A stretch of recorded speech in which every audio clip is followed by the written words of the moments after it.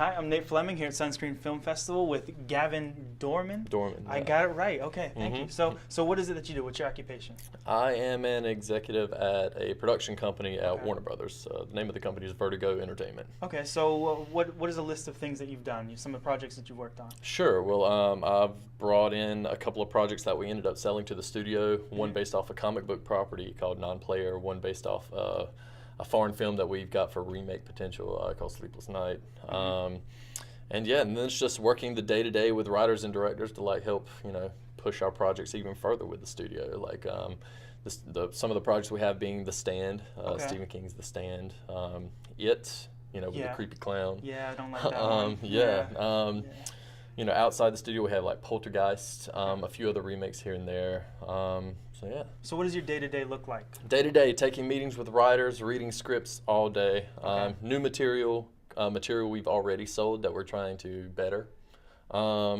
Directors, general meetings, it's different every single day. Okay, so when you're working with films, what is it that you look for? Is it a strong story, an attached cast? Like, what is the thing that'll make it rise up to the top? Well, I mean, two different areas. Like for the studio, they have a certain mandate, for based on the projects that they want to pursue.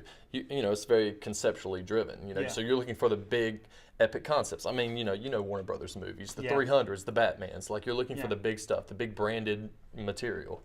So I mean, it's fun working on all the big stuff, but at the same time, I enjoy like indie movies just as much. So like the thing about working at a production company like Vertigo is that you get exposure to the other world as well, so and you get a sense of what the indie companies and the foreign sales companies are looking for. So when it comes to material, you're looking for certain stories that you might can slip to some of your friends, because their companies are better suited to make those stories.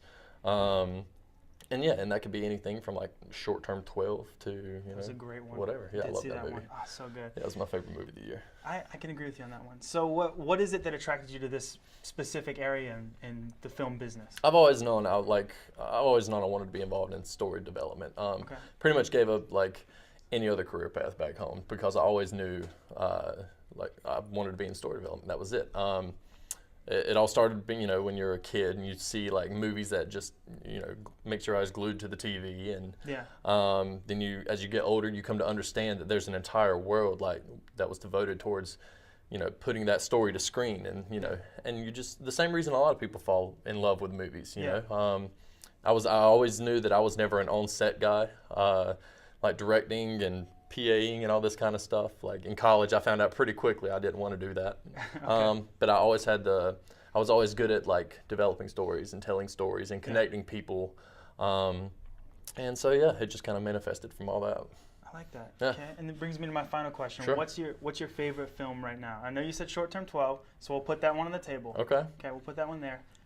What's your favorite film of all time then? Because you have your current one. Let's go with your all time. All time, it's Jaws, actually. Jaws? Yeah, for a number of reasons. I mean, like, when you're a kid, it scares you. Yeah. When you're growing up, you learn about the production troubles that they had making the movie behind the scenes, which is fascinating because the end product is great. It's great from like a character standpoint, like the three guys on the boat. It's a great character dynamic between those three guys, but at the same time, it's a very marketable movie, and that's kind of like what you look for in like dealing with the studio movies. Great character-driven material, but at the same time, they have big concepts or monsters or whatever, so that appeal to like audiences across the globe. And that's always been my favorite movie. I'll never change it. As far as like upcoming stuff that I'm really looking forward to, I'm really looking forward to The Secret Life of Walter Mitty. I hope that's like the next Forrest Gump. I don't know. We'll see. But that'd be an interesting one. I do remember the trailer. The song's stuck in my head all Sure. the time. I don't know why, but I always look at my hand imagining it to be an animal. Sure, now. there you go. So, well, thank you. Yeah, no pleasure.